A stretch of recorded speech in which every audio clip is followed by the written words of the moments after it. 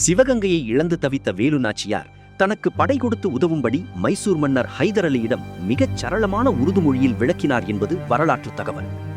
18ஆம் நூற்றாண்டில் வாழ்ந்த ஒரு தமிழரசிக்கு உருது கற்க வேண்டிய அவசியம் ஏன் வந்தது? இதன் பின்னணியை தெரிந்து கொள்ள நாம் ராமநாதபுரத்திற்கு பயணிக்க வேண்டும். ராமநாதபுரத்தை ஆண்ட மன்னர் செல்லமுத்து சேதுபதிக்கும் சக்கந்தி முத்தாத்தாளுக்கும் 1730 ஒரே மகளாக பிறந்தார் வேலு நாச்சியார். ஆண் வாரிசு இல்லாததால் மன்னர் தன் மகளை அரண்மனைக்குள் முடக்கி வைக்காமல் ஒரு பட்டத்து இளவரசனுக்குரிய அனைத்து பயிற்சிகளையும் வழங்கி வளர்த்தார். போர்க்கலைகள் ஒருபுறம் இருக்க மொழிக்கல்வியும் அவருக்கு சிறப்பாக கற்பிக்கப்பட்டது. ஆங்கிலேயர், பிரெஞ்சுக்காரர்கள், நவாபுகள், சுல்தான்கள் என பலரின் ஆதிக்கம் நிறைந்த அன்றைய தென்னிந்திய அரசியலில் கடித போக்குவரத்துகளுக்கும் நேரடி பேச்சுவார்த்தைகளுக்கும் உருது, பிரெஞ்சு, ஆங்கிலம் ஆகிய மொழிகள் அத்தியாவசியமாக இருந்தன. எதிர்காலத்தில் நாட்டை ஆளும் போது அண்டை மாநில மன்னர்களிடமும் வெளிநாட்டவர்களிடமும் நேரடியாக பேச வேண்டும் என்ற ராஜதந்திர பார்வையோடு இந்த மொழிகள் அனைத்தும் அவருக்கு கற்பிக்கப்பட்டன. இந்த மொழி அறிவே பிற்காலத்தில் அவருக்கு மிகப்பெரிய ஆயுதமாக கை கொடுத்தது. ஆற்காடு நவாப் மற்றும் ஆங்கிலேயர்களின் கூட்டுப்படையால் கணவர் முத்துவடுகநாதர் கொல்லப்பட்ட பின் சிவகங்கையை இழந்து தவித்தார் நாச்சியார்.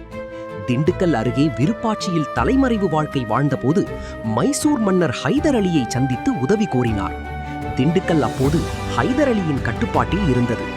ஹைதர் அலியின் தர்பாரில் கம்பீரமாக நுழைந்த நாச்சியார் மொழிபெயர்ப்பாளர் யாரையும் நாடவில்லை. எதிரிகளின் சூழ்ச்சிகளை அச்சு அசலான உருது மொழியிலேயே நேரடியாக எடுத்துரைத்தார்.